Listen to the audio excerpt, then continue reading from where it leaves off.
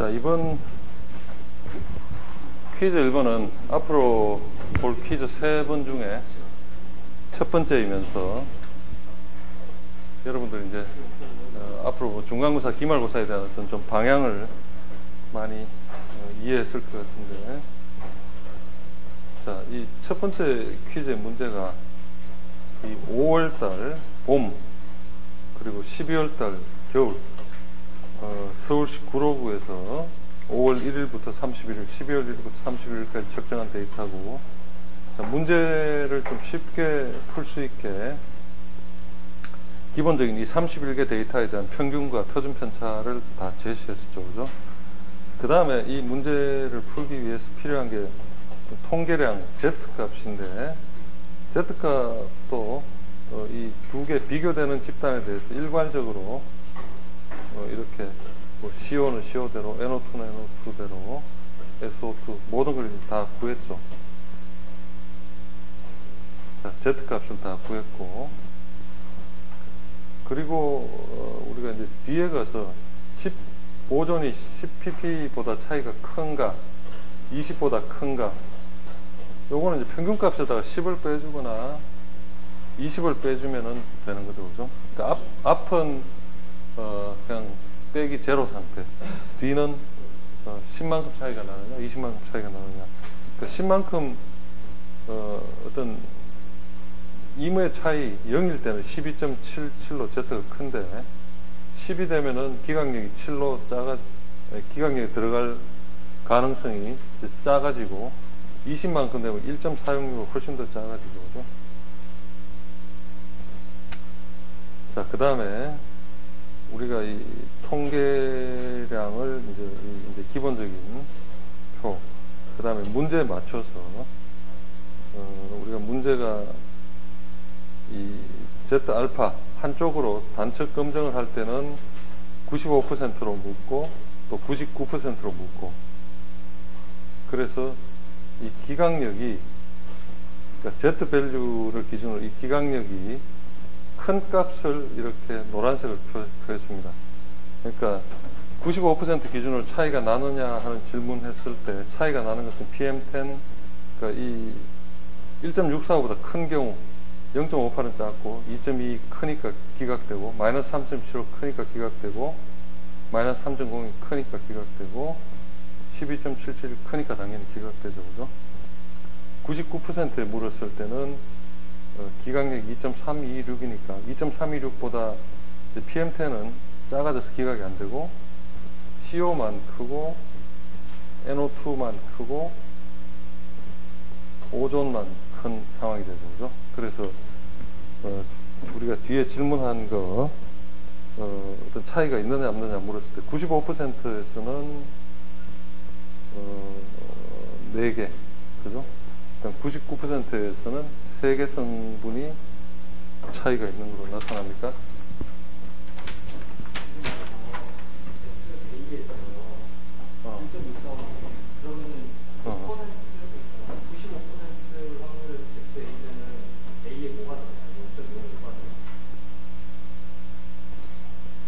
그건 소리니까 95%.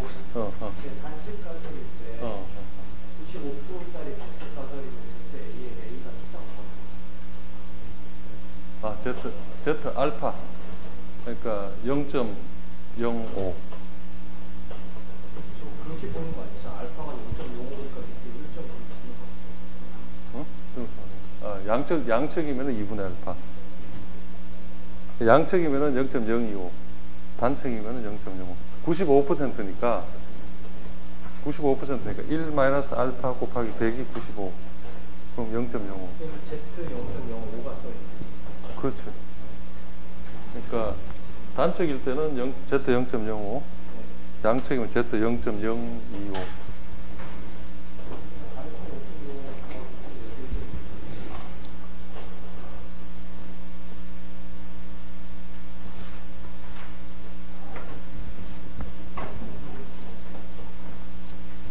자, 그래서 5번, 6번 문제는 이렇게 풀이가 되고, 7번 문제에서 95% 신뢰 구간 추정하라는 문제에서도 많이 틀렸는데, 자, 이것도 이제 굉장히 간단한 게 95%에서 일단은 평균값 차이가 1.72가 나오죠, 그죠? 그 다음에 Z값은 0.58, 우리 이미 Z값 위에서 구했던 거죠. 0.58이 나오고, 로우 분야는 이 두 개의 평균 빼기 1.96, 그러니까 95% 구간이니까 양쪽으로 찢어지면은 1.96 나오고, 계산된 Z값이 0.58이니까 거기다 곱해주면 되고, 어퍼 밸류는 이걸 마이너스가 아니라 더하는 쪽으로 해주니까 7.50이 나오고, 그죠?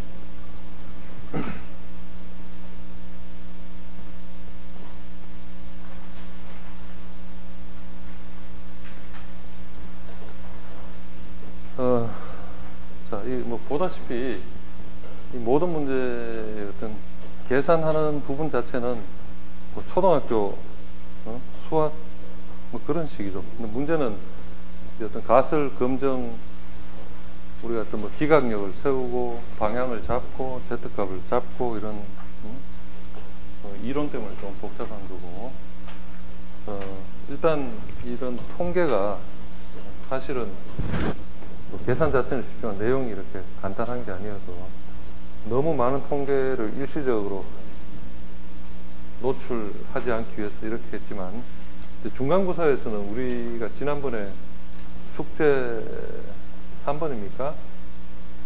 예제 뭐 18, 19 뭐 이렇게 했었던 것 같은데, 문제 18, 19 T 테스트까지 중간고사에서 포함하는 걸로 하겠습니다. 하여튼 그 부분은 이 수업 다음 시간에 조금 더 설명하기로 하고, 일단 홈워크, 그러니까 홈워크 3번 이번에 낸 거. 자, 6번 문제에 대해서 굉장히 질문들이 많았고,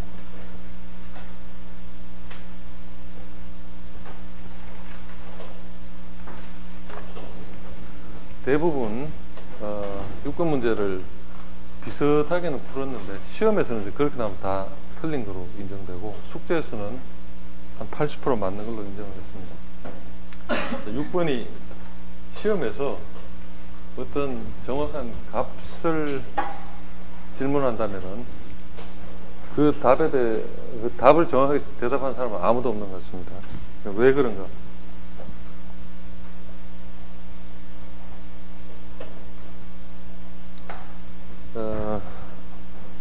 자, 우리가 4번 문제, 5번 문제, 6번 문제 보면은 앞에 1, 2, 3번은 다들 잘 풀었고, 그 표준편차 값에 따라서 정규분포 커브가 이렇게 달라지는 거 다 좀 실제 체험을 해봤죠, 이번 숙제하면서.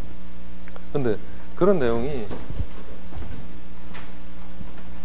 이 교재는 좀 거꾸로 숨어 있습니다. 제일 뒤쪽에 나와 있는데,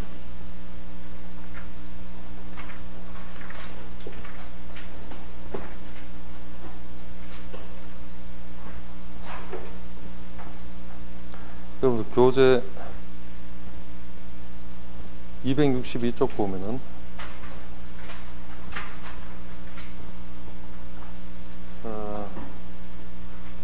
어떤 복잡한 모델링 다 끝나고 뒤에 이렇게 부록처럼 해서 가우시언 정규분포 곡선 6-41식의 가우시언 식이 나오죠, 그죠? 그리고 여러분들이 그려봤던 그림은 263쪽에 이렇게 비슷하게 뭔가 그림이 나오죠, 그죠? 6-42식도 확산식에 대한 변형이 돼서 나오고. 자, 근데 문제 보면은 이 4번 문제, 이산화황이 초당 0.90kg으로 유효고도 220m에서 배출이 되고, 굴뚝 높이에서 평균 풍속은 4.8m/s, 그리고 대기 안정도는 B등급. 자, 이때 determine the short time period downwind centerline concentration in micrograms per cubic meter at ground level distances from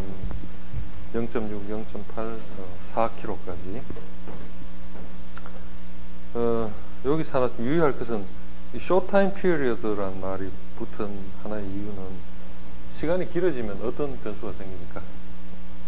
SO2가 어떤 화학적인 변화를 할 수 있으니까 기본적인 모델은 가장 짧은 걸 추구합니다.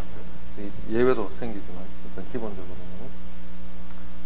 자, 그래서 문제를 풀기 위해서 어떤 기본적인 변수를 배출량 Q, 유효고도, 풍속, 대기 안정도, 자, 그 다음에 이제 Y축으로 펼쳐져 나가는 게, 우리가 4번 문제는, 그러니까 Y가 0인 상황, 그죠? 5번 문제는 150과 250, 이걸 감안한 거고, 그 다음에 여기 350과 400은 6번 문제, 여러분들 궁금해하는 그걸 풀기 위해서 임의로 집어넣은 겁니다. 자, B등급에서 이런 변수가 있으니까 여러분들이 엑셀로 계산할 때, 자, 이건 뭐 한 가지 예입니다. 내가 그냥 좋아하는 스타일인데, X축이 사실은 0.6, 0.8 뭐 이렇게 200m 단위를 해주면 좋은데, 내가 여기다가 200m가 아니라 50m 단위로 더 세분한 것은 6번 문제를 풀기 위해서 감안한 겁니다. 자, 그렇게 해서 시그마 Y와 시그마 Z는 위에 이 B에 대한 공식으로 거리에 따라 넣어주면 되겠고, 그 다음에 이 문제를 풀기 위한 그 엑스포넨셜 텀이 제외된 항목 Q 나누기 파이 U 시그마 Y 시그마 Z는 이런 공식으로 만들고, 그 다음에 엑스포넨셜 텀에 이 Y가 제로인 상태 값, 그 다음에 이제 Y가 변형이 되는데, 아까 정의한 것처럼 Y0은 어떻게 0m 펼쳐지지 않은 거, Y1은 150, Y2는 250, Y3은 350, Y4는 400. 그렇죠? 그래서 각각의 Y 값에 따라서 그 X축 어떤 좌표에 대한 Y의 펼쳐짐을 다 계산했고, 그래서 최종적인 농도는 이 C 값은 바로 이 Q 텀 곱하기 Y0, 그죠? Y가 하나도 펼쳐지지 않았을 때는, 그러니까 E30 곱하기 F30으로 끝났고, Y가 150m로 나가면은 이 텀에다가 바로 이제 Y1 텀을, Y2를, Y3를 곱해주면 되겠죠, 그죠? 자, 그래서 어떤 특정한 X축 거리, 그다음에 특정한 Y축에 대한 거리, 여기 C가 0인 부분은 이제 4번에 대한 답이 되겠고, 그 다음에 Y1이 150이고 250인 부분은 5번에 대한 답이 되겠죠, 그죠? 자, 아까 이야기한 것처럼 6번 문제를 풀기 위해서 350과 400까지를 다 추가했습니다. 지금 문제에서는 여러분들이, 많은 사람들이 아이소클래스를 구하기 위해서 어떤 큰 범위로 뭉쳐서 이렇게 계산했는데, 정말 최대한 그 문제에서 요구한, 예를 들어서 150이 되는 지점, 농도값이 250이 되는 지점, 50이 되는 지점, 이렇게 뭐 250, 거의 근사하게 떨어지는 부분도 있지만 좀 먼 경우 있죠, 그죠? 이렇게 먼 경우는 이 550이 필요한데 550이 딱 떨어지지 않고 524, 568이 나왔다. 이런 경우에는 이 두 개 거리의 평균값, 뭐 이런 식으로 구해보면은 이 전체 4km까지를 다 그렇게 우리가 원하는 수치가 나오는 지점을 택해보면은 Y는 0m에서 농도가 50이 나오는 지점은 650, 150이 나오는 지점은 750, 250이 나오는 것은 820, 이렇게 지금 위에서 계산한 것에서 이 50, 150, 250, 400, 550 마이크로그램 per 큐빅미터가 나오는 최대 근사 거리를 X축, Y축 좌표로 이렇게 표를 만들고, 근데 이렇게 만들면은 이게 이제 Y축 중심이 돼서 우리가 일반적으로 원하는 X가 밑에 깔리고 Y가 위로 가는 그런 그림이 안 되죠, 그죠? 그래서 이것을 X축 중심으로 데이터를 재편해 보면은 X의 크기대로 X 크기 증가하는 대로 위의 데이터를 예를 들어서 650의 X면 Y가 0이다. X가 650, 그 다음 730 두 번째 크고 750은 여기 세 번째 있으니까 X 750일 때 C 150은 0, 뭐 이런 식으로 XY 중심으로 X 중심으로 이걸 다 배치를 해보면은 자, 정확한 아이소플렉스가 어떻게 나오느냐 이 그림이 나옵니다.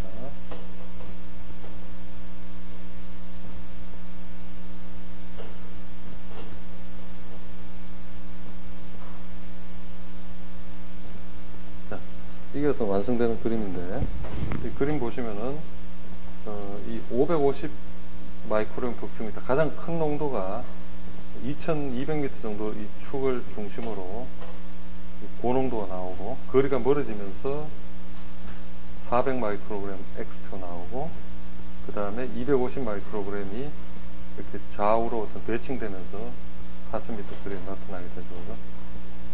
그 다음에 150이 더 밖으로 커지고 50이 가장 약한 농도가 더 밖으로 커지는 여러분들 이제 좀 이걸 못 푼 사람도 많고 일부는 풀었지만 이 넓은 좌표로 격자가 큰 상태에서 뭐 3차원 함수로 넣거나 뭐 2차원 함수를 그린 사람들이 많은데 뭐 대략 그런 식으로 어프로치하는 것은 뭐 크게 봐서는 좋은데 어떤 정확한 좌표 값을 찍으라라고 하면 이렇게 이제 풀어줘야 되겠죠, 그죠? 그러니까 이런 결과적으로 지금 보면 이제 많은 XY를 만들어서 어떤 원하는 값을 찾아가지고 이제 역으로 가는 거니까 실제 어떤 컴퓨터 기능 같은 걸 사용하면은 굉장히 복잡한 연산을 거쳐서 아주 스무스한 이제 다 연결하는 그런 걸 만들 수가 있겠죠. 지금은 이제 좀 거칠게 만든 거지만 중요한 건 어떤 지점에 어떤 농도가 나온다라는 것을 이렇게 역으로 추정할 수 있다.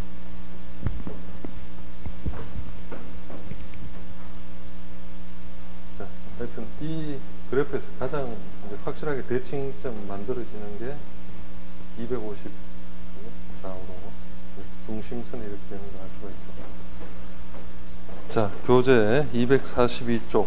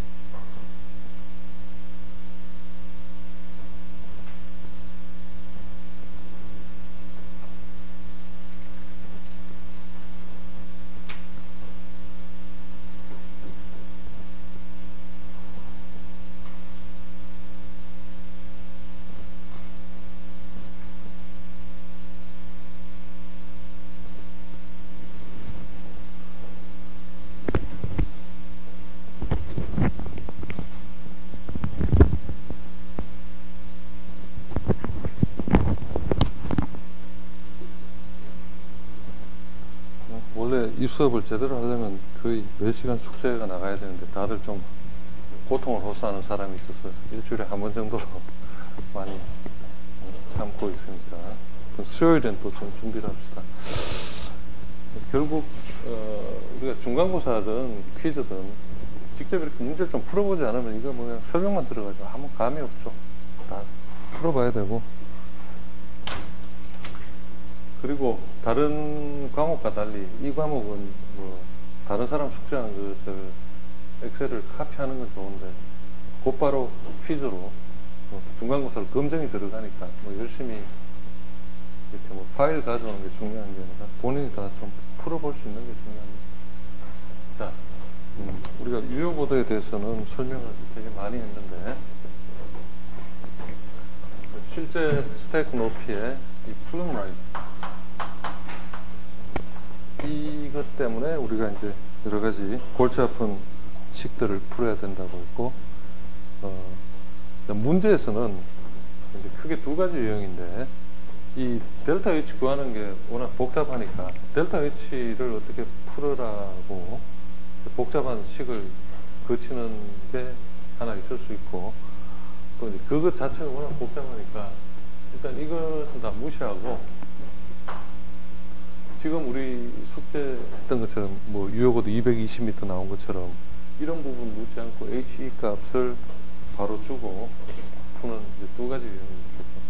경우에 따라 또 세 번째 유형은 이거 다 풀고 이 값이 나와야 그 다음에 어떤 HE를 이용해서 확산 모델을 구하니까 이게 안 되면 이제 줄줄이 다음 문제 다 틀려버리는 그런 상황도 있고. 자, 그래서 이리저리 중요한데, 지난 시간에도 이런 내용을 계속 뭐 맛보기로 이야기했습니다.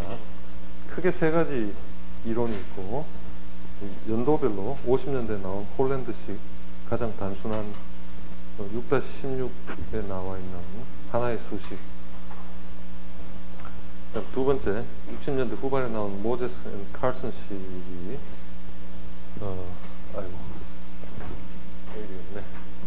칼슨 식이 대기 안정도 세 가지 조건을 다 감안해서 불안정, 중립, 안정 조건 다 따져주고. 여기도 식은 델타 H 구하기 위해서 이 굴뚝에서 속도라든가 또 U, 굴뚝 주변 공기 속도, 그 다음에 D, 스몰 D자, 이 굴뚝의 내경, 그 다음에 뭐 배출량, 이런 이제 파라미터들이 다 들어가죠. 그죠? 자, 근데 하여튼 이 두 가지는 뭐 가장 기본적인 것이어서 뭐 경우에 따라 이런 수식을 제시하고 문제를 풀라라고 할 때도 있겠지만, 가장 중요한 것이 바로 세 번째 나온 브릭스식.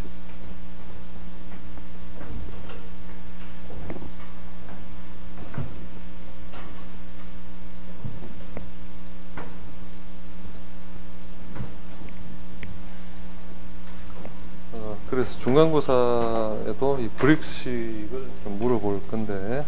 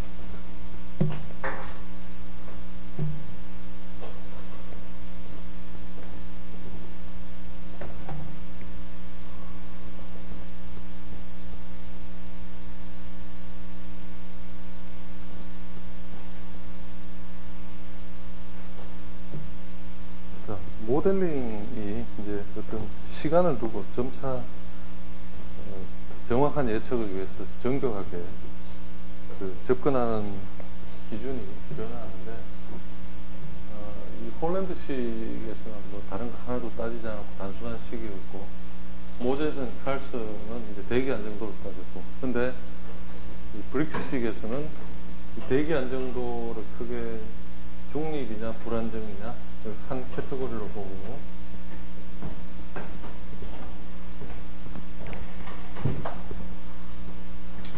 그 다음에 여기에 대비한 안정.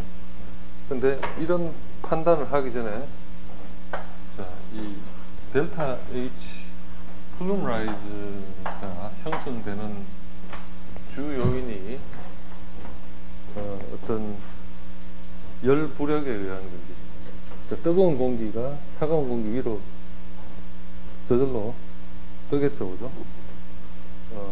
어떤 뜨거우니까 일종의 어떤 대류 조건 같은 그런 게 지배해서 공기가 올라가는 건지, 또는 어떤 그 밀어주는 힘이 강력해서 관성에 의해서 올라가는 게 중요한 건지, 이런 팩트를 구해주는데, 거기에 대한 기준이 교재 243쪽 식 6-18번을 보면은 열부력의 식 F buoyancy B를 G에 ds 제곱 델 T 나누기 4ds 이렇게 부력에 대한 식, 또 모멘텀에 대한 식 이렇게 나눠집니다. 여기서 델타 T는 TS-TA, TS는 뭡니까? 굴뚝에서 나오는, 굴뚝 안에 공기 온도고, TA는 굴뚝 주변 에어의 공기. 당연히 굴뚝이 좀 뜨거워야 되겠죠. 식으면 뭐 이런 부력이 발생하기 어렵겠죠.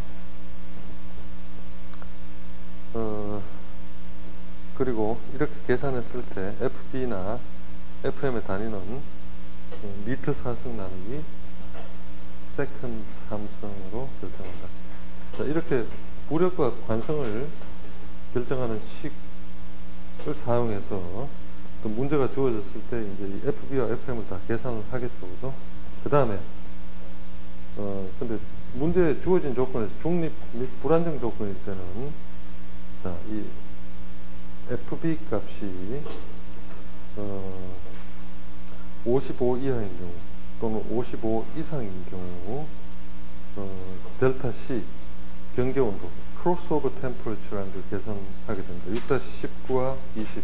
그러니까 크로스오버 템퍼러처를 계산해야 되는데 FB 값이 큰 경우와 작은 경우로 나누어서 델타 TC를 구하는 공식 자체가 달라지죠. 그래서 이런 어떤 경우의 수, 앞에 부력이냐 관성이냐 또 뭐 안정도냐, 그 다음에 FB가 얼마나 크냐 작으냐, 이런 조건별로 선택하는 식이 계속 달라지기 때문에, 그래서 245쪽에 나온 것처럼 이 플로우 차트가 한쪽이 yes면 뭐 왼쪽으로 내려가고 no면 오른쪽으로 내려가고, 이렇게 이제 계속 그 결정되는 그 경우가 달라지더라고요. 자, 244쪽 보시면은, 그래서 열부력이 지배하는 경우에는 최종적으로 델타 H가 6-21식처럼 FB가 55보다 작은 경우 21.42호로 나오는 식을 사용하고, 55보다 클 경우에는 38.71을 사용합니다. 자, 그 다음 관성력이 지배하는 경우에는 FB가 아니니까 조건이 단순해져서 3ds 나누기 ds 나누기 u. 그 다음에 안정 조건일 때는 이 경계온도 ΔTC가 6-23식으로 구하고, 열부력이 지배할 때는 다른 조건을 델타 H가 6-24식처럼 2.6 곱하기 FB 나누기 U의 3분의 1서, 관성력이 지배할 때는 246쪽 6-25식처럼 나오죠. 그래서 대략 중요한 경우의 수가 이렇게 한 뭐 8가지 정도 이렇게 크게 나눠지죠. 그죠? yes, no, yes, no 이렇게 플로우 차트에 따라서 달라지게 됩니다. 여러분들이 판단해야 될 것은 뭐 중립이다, 불안정이다, 또는 안정이다 이런 것은 이제 문제 조건에서 주어지는 거고, 열부력이냐 관성이냐 이런 것을 결정하는 거, FB 값 뭐 이런 부분들이 중요하겠죠. 그래서 이런 문제가 실제 응용된 경우가 교재 247쪽 보시면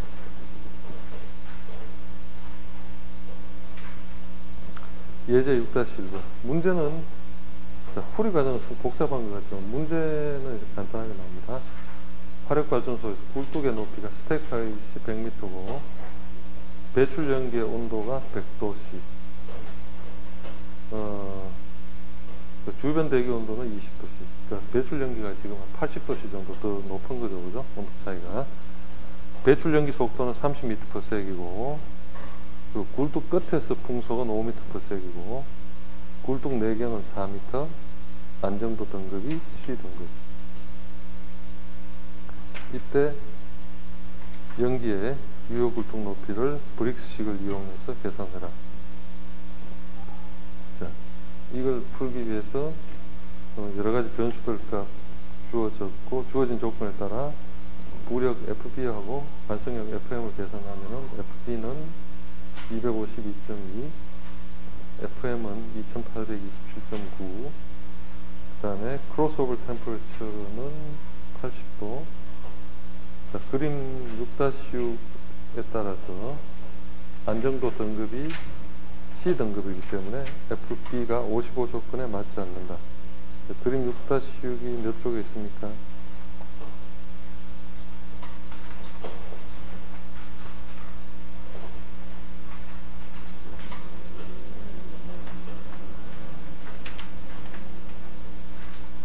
그림 6-6이 바로 이 앞에 플로우 차트죠. 뭐 하여튼 이렇게 보든 저렇게 보든 안정도가 C등급이기 때문에 FB 55 조건에 맞는다. 우리가 안정도에 대한 설명도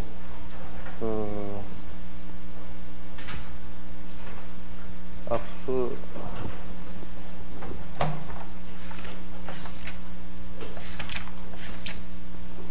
188쪽?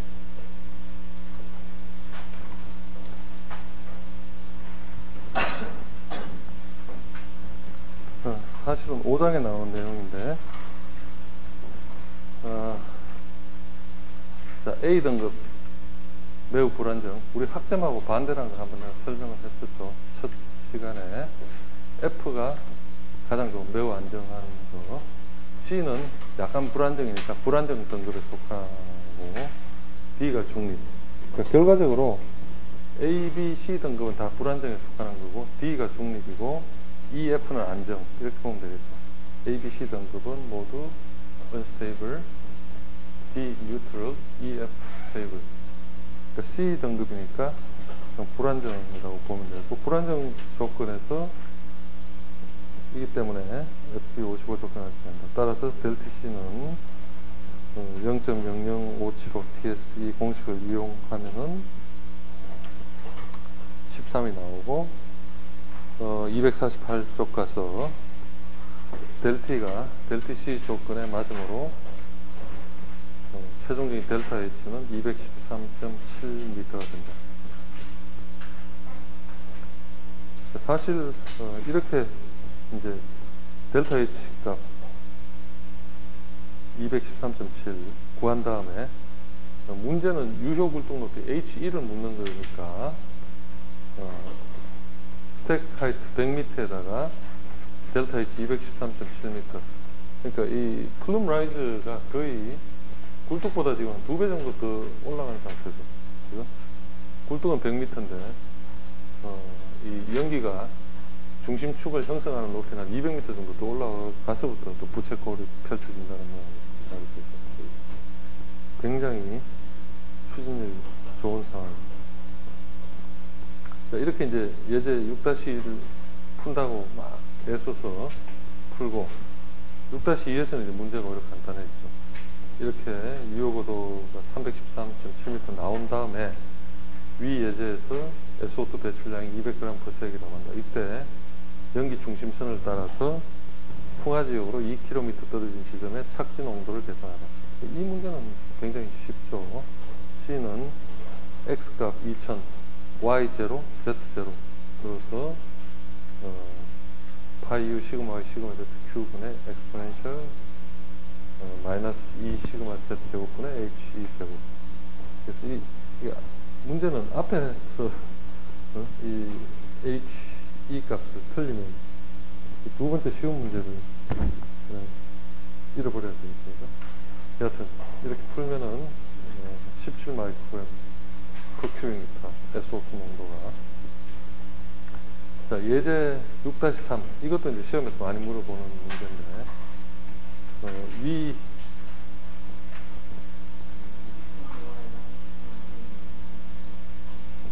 응?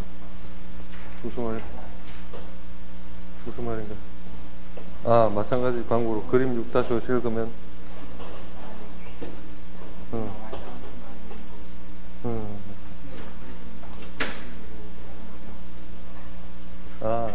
자, 여기 잠깐 봅니다. 6-2번 문제 풀어놓은 거 보면은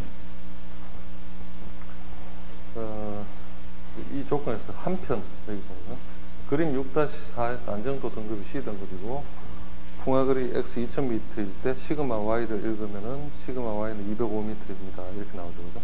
우리가 시험에서 이렇게 풀 수는 없는 거고, 시험에서는 우리 그 A, B, C, D, E 등급에 따른 공식 거기다 넣어서 역으로 풀어주면 되는 겁니다. 몇 페이지냐? 저 240쪽에 나오는 표 6-3 식을 넣어주면 되겠죠. 자, 시그마 Y, 시그마 Z 다 그렇게 풀어주면 됩니다. 그 값은 여기 예제 6-2에 나온 값과 약간 다를 수는 있습니다. 뭐 하여튼 근데 비슷하게 나올 테니까 그걸 넣어서 풀어주면 되겠고,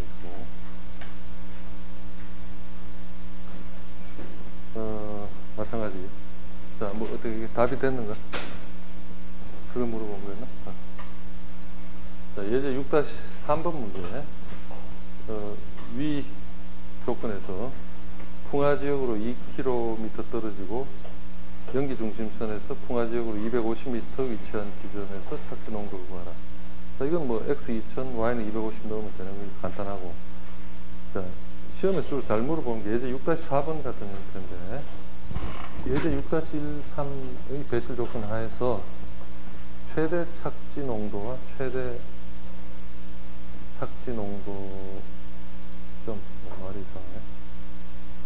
최대 착지 농도와 최대 착지 농도가 나타나는 지점을 계산하라. 그죠? 그러니까 시그마가 아니라 Cmax와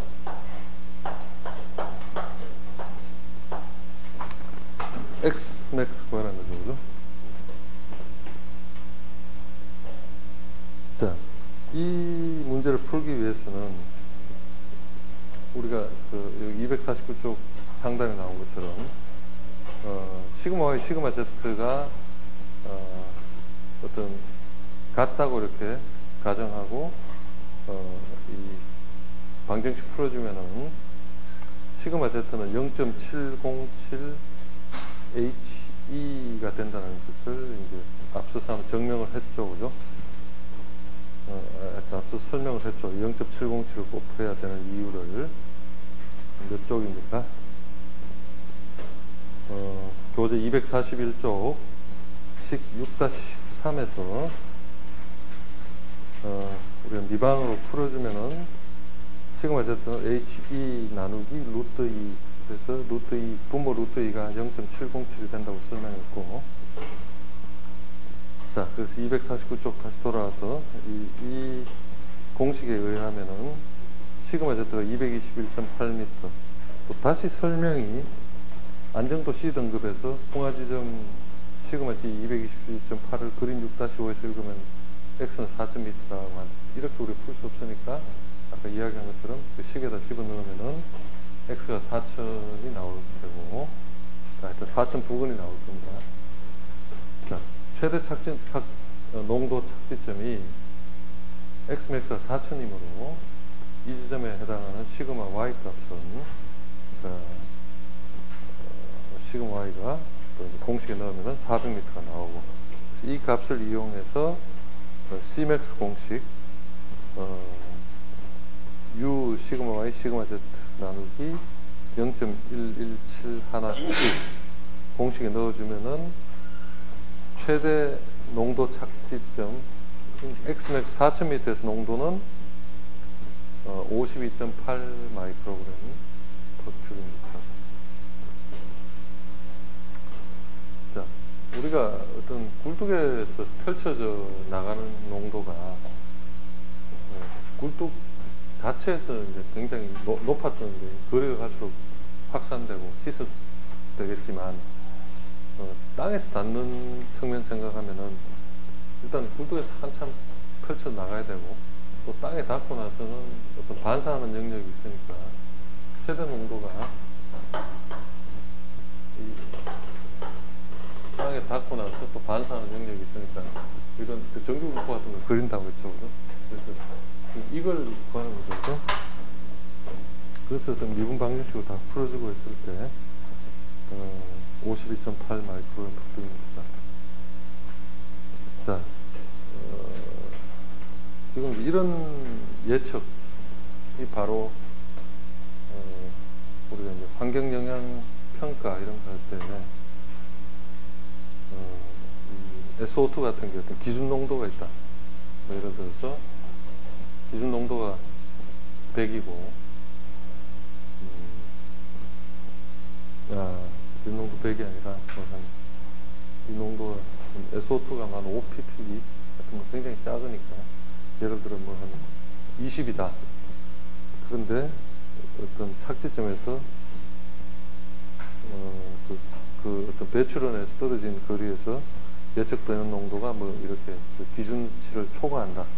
이렇게 되면은 뭐 건물을 허용할 수가 없다. 그 말은 결국 어떤 아파트 같은 것을 뭐 더 먼 거리에 지어야 되니까 건설업자 입장에서는 이제 그런 게 굉장히 데미지가 날 수가 있겠죠. 그래서 예전에는 그런 것 때문에 저런 어떤 모델링 결과 같은 것을 좀 인위적으로 막 바꿔가지고 어떤 그 수요자한테 편리한 쪽으로 뭐 하고 이러다가 수갑 차고 들어간 사람도 있고 뭐 하여튼 별의별 무서운 이야기들이 많이 있습니다. 자, 여기까지 어떤 기타 모델을 봤는데, 다시 앞에 교재 246쪽에 되돌아가서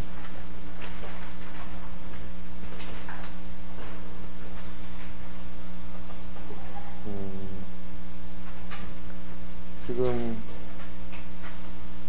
이런 문제를 풀 때 하나의 변수가 예제 6-1 같은 경우 이 자체로도 굉장히 복잡한데 이렇게 뭐 문제 내는 사람들 보면 또 여기서 하나 더 어렵게 하려고 어떤 고도 교정을 요청하는 경우가 있습니다. 예를 들어서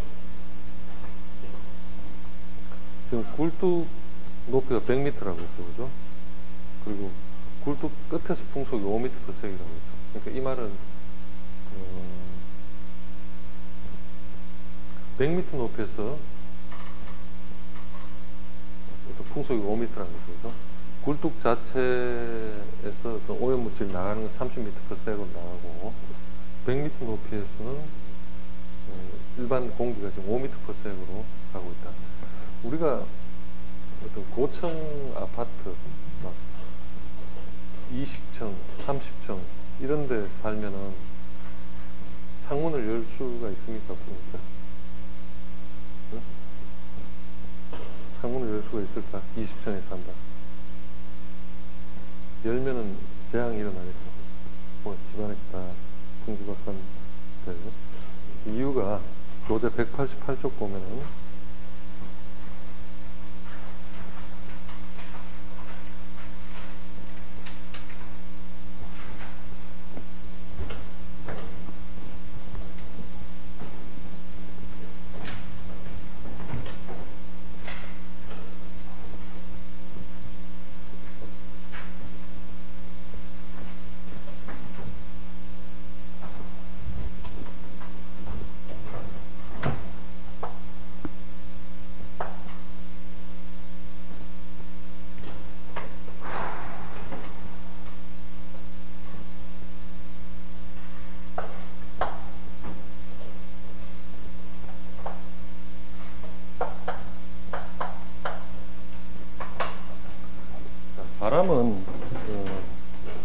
99.999% 예외가 없이 그 고도적인 측면으로 보면은 항상 지표면에서 고도가 올라가면은 어떤 엑스포넨셜한 지수함수적인 모양을 취하게 됩니다. 지표에서 이렇게 0으로 떨어지는 이유는 뭐 때문에 떨어집니까?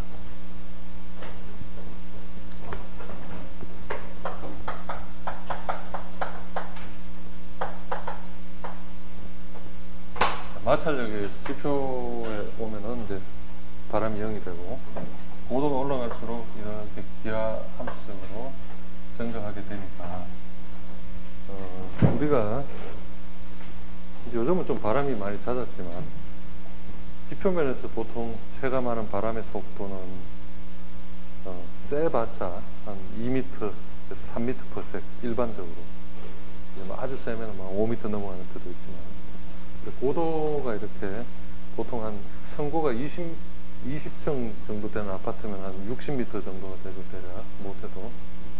그런데 가면은 그 풍속이 이제 경우에 따라 막 한 10m, 20m/s 이런 식으로 어마어마하게 올라가게 되니까 아예 뭐 20층, 30층, 뭐 100층 이런 빌딩은 아예 그냥 창문 열수 없이 그냥 다 막아버리죠. 창문은 어떤 열고 닫고 그런 개념이 아니라 그냥 밖을 보는 개념에는 아무런 쓸모가 없을 것이고. 자, 그래서 이런 바람의 흐름도 188조 표 5-1에 나온 것처럼 고도에 대한 보정,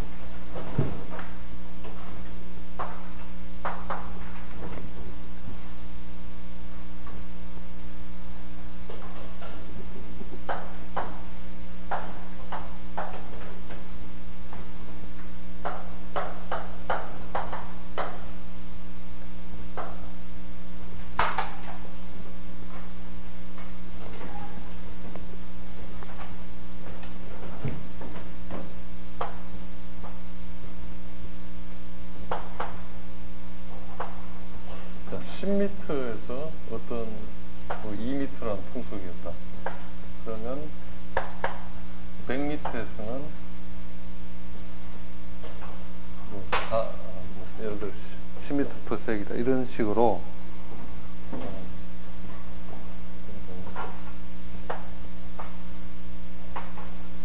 어떤 두 개의 지점 간의 거리에 대비한 두 개의 풍속의 비를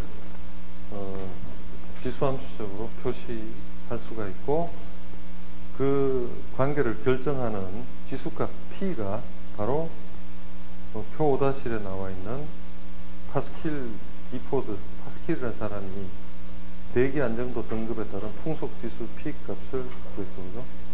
여기 책이 조금 불완전한데 지금 책에 나와 있는 경우는 P 값이 모두 또 평지, 시골, 건물이 없는 상태.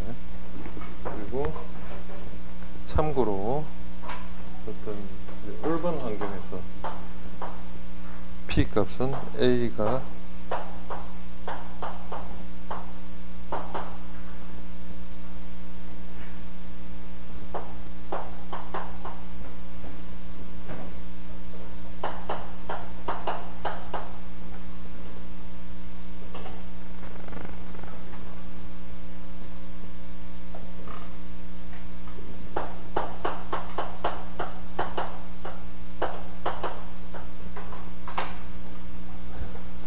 지금 이 표 5-1에 나와 있는 값은 rural, 시골, 전원적으로, 전원지역, 그다음 urban 지역에서는 어떤 건물이 있는 울퉁불퉁한 데서는 P 값을 저렇게 사용합니다. 그래서 대기 안정도만 알면 예를 들어 10m 고도에서 풍속이 2m/s이다. 그러면 굴뚝 100m에서 풍속 C 등급에서 풍속 구하라고 하면은 도심 환경이면은 이 P 값 0.2를 넣어가지고 관계식에서 구할 수가 있겠죠.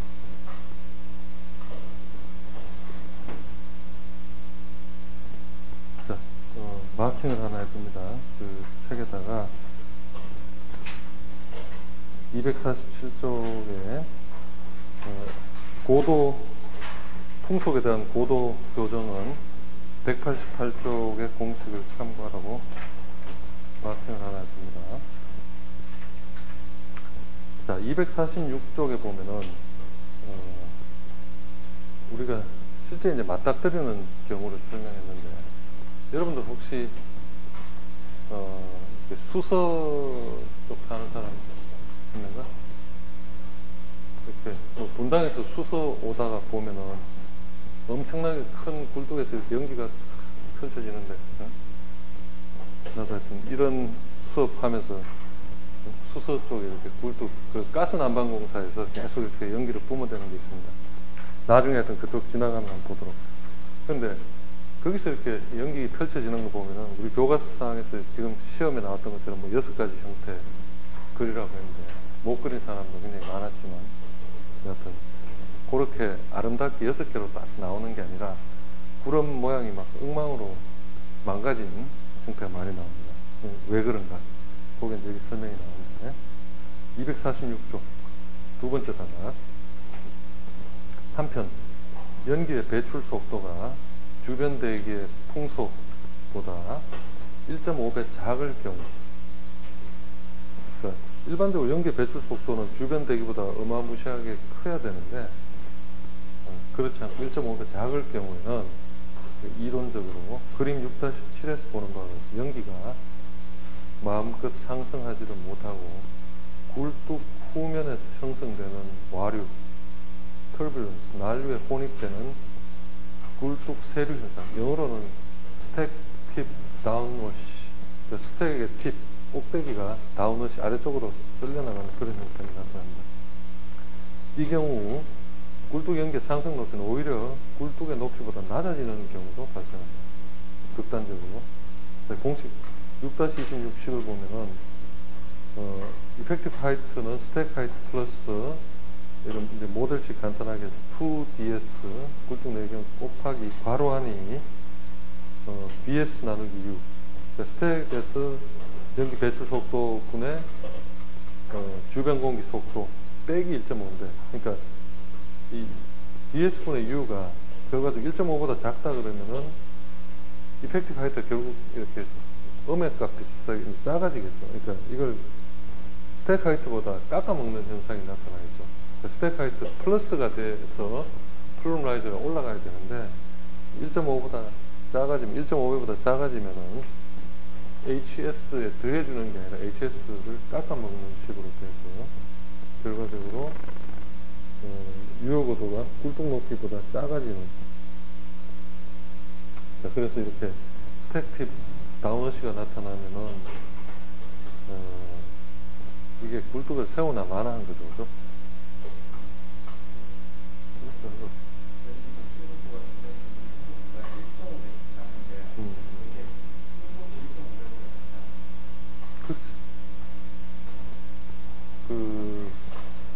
그러니까 이 B가 비율, 여기 BS 나누기 U가 비율이 1.5보다 작다. 자, 그렇게 되면은 그 굴뚝을 설치한 이유가 하나도 없이 그냥 질질질 연기가 다 끌려다니게 되니까 결국 통상 굴뚝을 설계할 때 굴뚝 연기의 배출 속도는 그 지역에서 일반적으로 관측한 풍속보다 최소 1.5배 이상으로 설정해야지 굴뚝 세류 현상을 방지할 수 있다. 뭐 관성을 주든 또는 부력을 주든 굴뚝 연기를 세게 밀어줘야지 이렇게 안 된다는 거죠. 굴뚝을 여튼 오염물질이든 뭐 수증기든 뭔가 그 플룸 라이스를 제대로 쓸 수 있게 배려하라는 말이죠. 굴뚝 주변에 건물이 있을 때에도 굴뚝 높이의 설정에 세심한 주의를 해야 한다. 그림 6-8에 보는 것처럼 그 주변 건물이 있으면은 건물 때문에 굴뚝에서 펼쳐져 나가던 연기가 이런 뭐 소용돌이, 와류 같은 걸 일으켜서 계속 그 오염물질이 정체하는 건물 세류 현상, 빌딩 다우너시가 발생한다. 이와 같은 건물 세류 현상을 방지하기 위해서 굴뚝 높이를 주변 건물 높이의 2.5배 이상 높게 하는 것이 바람직하다. 우리가 어떤 그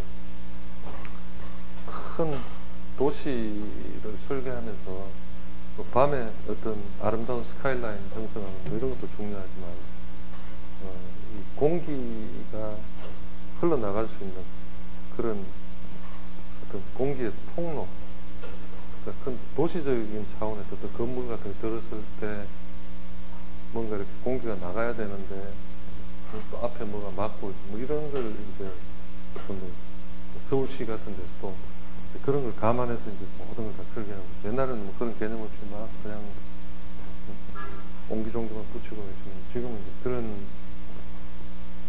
것보다 더 큰 차원에서 모든 걸 설계하고 만들어야 됩니다. 그런 게 이런 대교염과 상당히 밀접한 관련이 있는 거죠. 자, 그래서 공식적으로 오늘은 249 기타 모델 앞까지 보고 다음 시간에 기타 모델을 보도록 하겠습니다.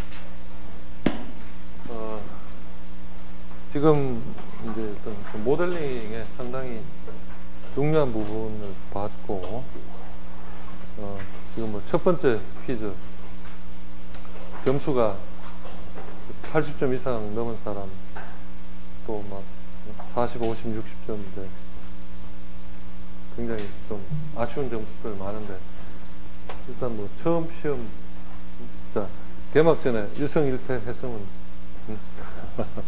잘하는 거고 하니까 다음 시험들 좀 잘 준비하도록 하고 수요일에는 지금 오늘 공부했던 내용들 좀 숙제 나갈 테니까 미리 문제들 좀 풀어보고 그리고 숙제 제출하는 데 있어서 항상 마지막 데드라인을 인접해서 막 내거나 또 데드라인도 못 지키는 사람도 있고 뭐 참 다른 과목도 이렇게 할 게 많은데 이 과목이 특히 더 많아서 골치 아프겠지만 어차피 피할 수 없는 상황이면 항상 즐기라는 것을 한번 더 생각해 봅시다. 자, 이상 수고 많았습니다.